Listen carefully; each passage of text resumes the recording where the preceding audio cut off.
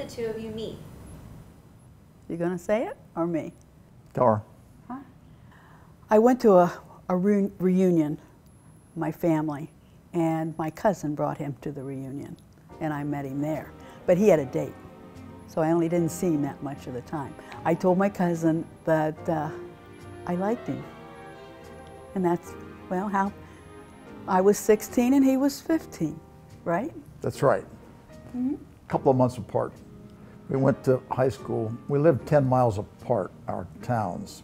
She lived in the county seat, which was 25,000 people. I lived in one of the county farm towns, and there was 1,200. But we went to activities at both schools and all through high school, and we went to Ohio State together.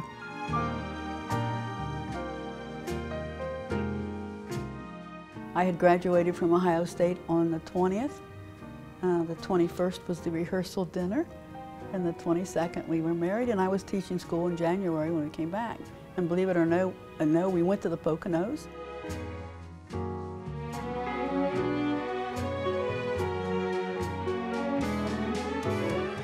I don't know why we just went to the Poconos. I think you saw it in a magazine. I think you're right. Or in an advertisement. Probably. And he says, probably. "Oh, Poconos, that's a nice place to go." You know, it's got all kinds of activities, a nice lodge in the wintertime. All the snow, and we never had a bit of snow. Nothing but sunshine and warm weather.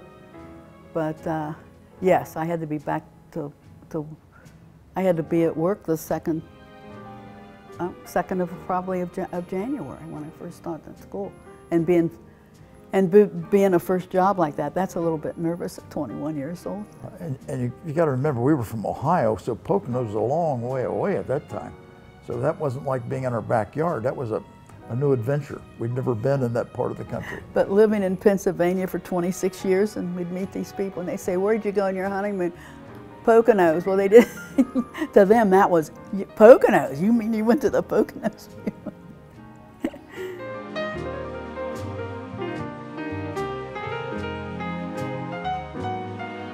So right after graduation, I went to Air Force pilot training, and she followed me around, and I was in the Air Force my 5.5 required years, and she says, "I got to get out of here. We moved too many times. You know, in training, we moved 7 or 8 times in 5 years, all over the country. We moved Hawaii 18 times when we moved into this apartment." I said, "Okay, I'll get out." So I went out, got out of the service, and went to work for Boeing as a test pilot. And we had more off-site assignments, I think, than they had in the military. We left the house all the time, you know, so. But it worked out. I worked for the helicopter division of Boeing. It was located near Philadelphia. So our home base was Philadelphia, but we lived a couple years in Canada, a year over in Long Island. We rented a Grumman facility to do a development. So we were all over the place. Edwards Air Force Base in California, and the Navy Air Proving Ground in the Patuxent River. So we were all over. I think it was something we had to do, and we just took it, you know, that way. You get very used to living in a place for just a small time, and then packing up and leaving again. It gets to be that you know exactly what you're due. After 27 years there, 26 years there, I retired at 55 and moved to Punta Gorda. So we spent 20 great years in Punta Gorda.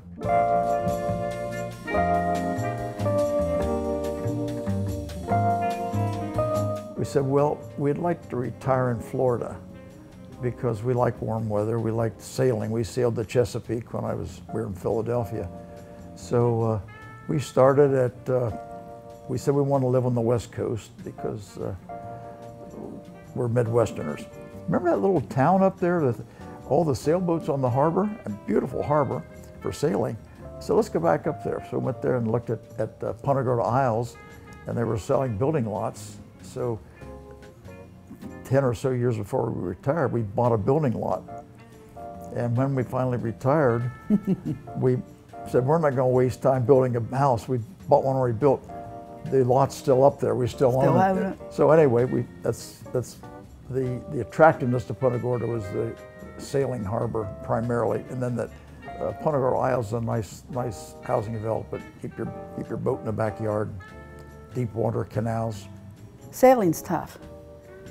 You know, I mean, used to do the jib and well, I was the worker. He stood back there, I guess, and he guarded the boat. He promised me at 65 that we would give up sailing and that he would buy a trawler. And that's when I really did like it. And he did keep his promise. At 65, we bought the trawler, and then we went every place because, you know, you didn't have to go like this. You could go straight. You know, maybe slow, but we didn't have to tack. I elected not to bring a boat down. We have a nice harbor here, but I just got tired of maintaining a boat. They are a pain. And I didn't speak to him for a week when he sold it either. and we still sail. She is the sail director for our model sailboats, and I sail a model sailboat over here in the pond. We got a very active group of sailors that we sail 2 days a week. He didn't tell me, I call the races. I'm a woman, right? And I'm the only one that makes these decisions, right? Just me. So they yell at me once in a while, but all the time. But I do not, and they groan if I do a certain race that they think is too hard or too difficult or what. But it says in the bylaws, my word is law, and I enjoy that. Model sailing racing is a lot like big boat racing. Yeah. You said a little harder, though. It's a little harder. It's a little more difficult because the boat, you're not sitting in it, you're looking away and you can't see exactly what the sails are doing or exactly what the position is.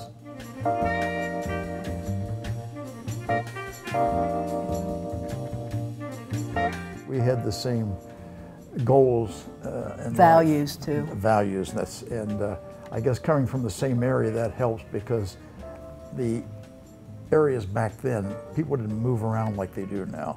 So people had their own ideas of what life meant and what you expected out of a partner, and that's a big part of it. I think He's also my best friend, and we've gone through a lot of things together. Yeah, it's true. Well, we have similar likes and dislikes and that sort of thing. And living in Ohio is small towns like that, people. And he's always been there. And that, he's always been at my side. We've been together forever. To the point I know what he's going to say.